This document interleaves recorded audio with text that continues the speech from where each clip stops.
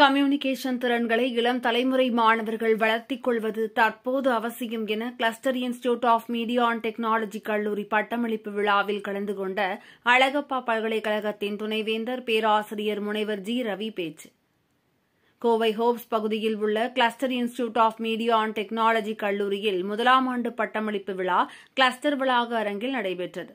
கல்லூரியின் நிர்வாக இயக்குநர் அரவிந்தன் சௌந்தரராஜன் தலைமையில் நடைபெற்ற இதில் கல்லூரி முதல்வர் முனைவர் குணாளன் முன்னிலை வகித்தார்.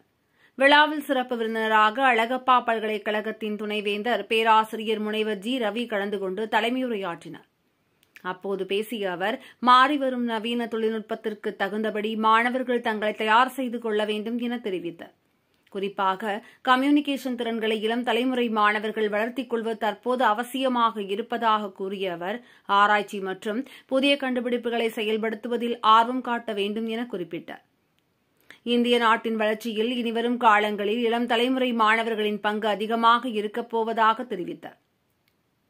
கனவுகளை எப்படி வெற்றியாக மாற்றுவது என்பதை சரியான திட்டமிடல்களால் சாதிக்க முடியும் என்று குறிப்பிட்ட அவர், வாழ்க்கையில் வரும் தோல்விகளிலிருந்து பாடம் கற்று சவால்களை எதிர்கொள்வதிலும் தங்களை தயார்படுத்திக் கொள்ள வேண்டும் என்றார்.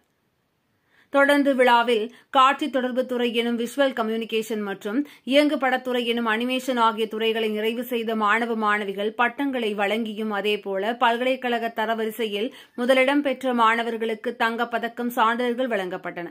நிகழ்ச்சியில் துறை சார்ந்த தலைவர்கள் ராஜ்கமல், கௌதம் உள்பட பல்வேறு துறை தலைவர்கள், பேராசிரியர்கள், மாணவ மாணவியர் உள்பட பலர் கலந்து கொண்டனர்.